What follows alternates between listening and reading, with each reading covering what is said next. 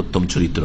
কালা, তিনি বলছেন, কানাতিল ইয়াহুদ তাকুল, ইহুদিদের একটি ভ্রান্ত ধারণা ছিল, তারা বলতো, এজা আতার রাজুল ইমরাতাহু মিন দুবুরিহা ফি কুবুলিহা, কোন স্বামী যদি তার স্ত্রীর কাছে পেছন দিক থেকে সামনে সহবাস করে, মানে সহবাসের স্থান ঠিক আছে, ক্ষেত্র ঠিক আছে, কিন্তু পেছন দিক থেকে যদি আসে, পায়ুপথে নয়, পায়ুপথে তো হারাম, কিন্তু সামনের যে পথ আল্লাহ পাক যেটাকে শস্য ক্ষেত্র বলেছেন তাতেই আসলো, কিন্তু পেছন দিক থেকে আসলো, সামনাসামনি নয়। কানাল ওয়ালাদু আহওয়াল, ইহুদিদের ভ্রান্ত একটি ধারণা ছিল, তারা বলতো যে এইরকম সহবাসের পরে যদি পেটে বাচ্চা গর্ভধারণ করে বাচ্চা আসে, সেই বাচ্চা কি হবে? টেরা হবে, বক্র দৃষ্টি বিশিষ্ট হবে।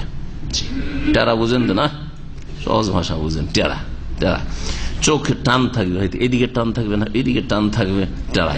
কানাল ওয়ালাদ আহওয়াল, এক কথায় আমার উদ্দেশ্য হচ্ছে বুঝে নাও, আপনারা বুঝে নিলি হলো, নিজের নিজের ভাষা এখন তর্জমা করেন, আপনারা আঞ্চলিক ভাষায় অনুবাদ করেন, সিলেটি ভাষা, চিটাঙ্গি ভাষা, আপনার বার্মার ভাষা, যেই ভাষায় তর্জমা করবেন করেন।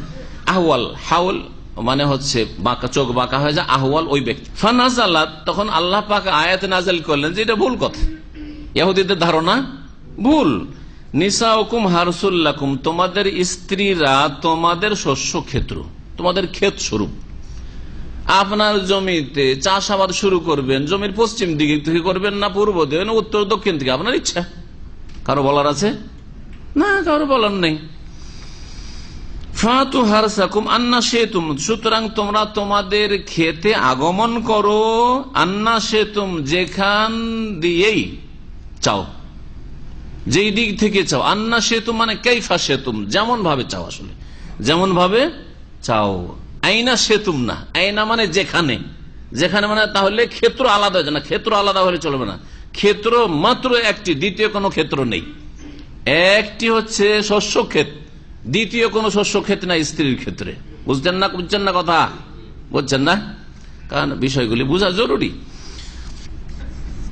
তো আন্না সেতুম মানে কাইফা সেতুম, যেমন ভাবে চাও, বসে চাও, দাঁড়িয়ে চাও, শুয়ে চাও, পেছন দিক থেকে সামনের শস্যক্ষেত ঠিক থাকতে হবে, শস্যক্ষেত ঠিক থাকতে হবে। কাইফা সেতুম, আর আন্নার অর্থ আইনা যদি করা যায় তাহলে স্থান পরিবর্তন হয়ে যায়, যেখানে চাও। না, একাধিক জায়গা আল্লাহ তৈরি করেননি, নিজের জন চাহিদা পূরণ করার জন্য আল্লাহ পাক রব্বুল একটি শুধু ক্ষেত্র তৈরি করেছেন, সেটা আরবি ভাষায় কবুল, এই জন্য বলা হয়েছে কবুল, ফি কবুলিহা, সামনের দিকে। জি, মুত্তাফাকুন আলাইহি, বুখারী মুসলিমের হাদিস, আল্লাহ মুসলিম, আর বাক্যগুলি সহিহ মুসলিমের। এই হাদিস থেকে বোঝা যায় যে ইহুদিরা সহবাসের ব্যাপারে, সহবাসের যে নিয়ম নীতির ক্ষেত্রে তারা বিনা কোনো দলিল প্রমাণে বিষয়টাকে একবারে সংকীর্ণ করে গেছিল, যে এইভাবেই শুধু আসতে হবে স্ত্রীর কাছে, অন্য কোনো ভাবে যাওয়াই যাবে না। আর ইহুদিরা মদিনায় বসবাস করত, ভাষ্যকার বলছেন যে ইহুদিরা মদিনায় বসবাস করত, আর ইহুদিদের পাশাপাশি দুটো আর বংশ যারা মুশরিক ছিল জাহিলিয়াতের যুগে, আওস এবং খাজরাজ, যারা নবী করিম সাল্লাল্লাহু আলাইহি ওয়াসাল্লামের প্রতি ঈমান নিয়ে এসে পরে আনসারীতে পরিণত হইল, আনসার গোত্র, জি, আওস এবং খাজরাজ, এরা মনে করত যে আমাদের কাছে তো কোনো ধর্মীয় গ্রন্থ নেই, আর এই ইহুদিদের কাছে তাওরাত আছে, সুতরাং তাদের কাছে জ্ঞান, ধর্ম সম্পর্কে জ্ঞান বেশি আছে, তো ওদের কথাগুলিকে ওরা মেনে নিত, ওদের কথাকে কি করত? মেনে নিত।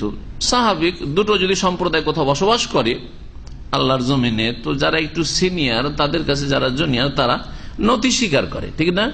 এদের কাছে ওরা একটু নতি স্বীকার করত, এরা তাদের কথাবার্তা বিশ্বাস করত।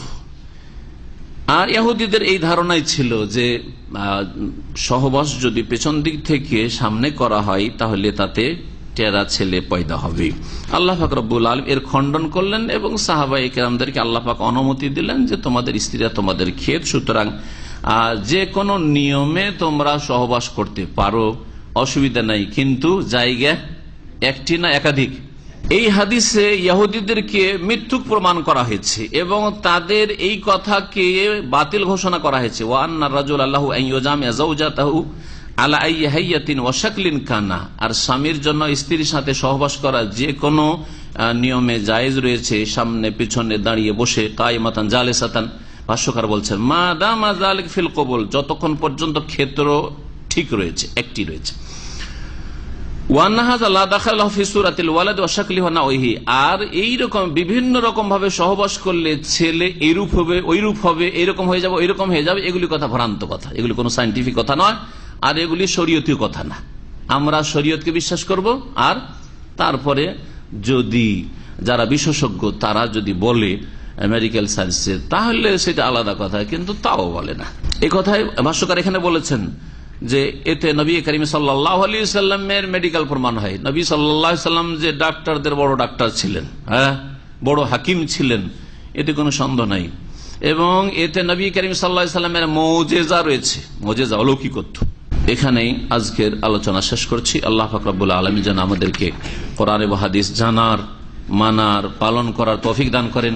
আমাদের দাম্পত্য জীবনকে আল্লাহ পাক যেন সুখী করেন। আল্লাহ পাক রব্বুল আলামিন প্রত্যেককে অন্যের হক আদায় করা তৌফিক দান করেন।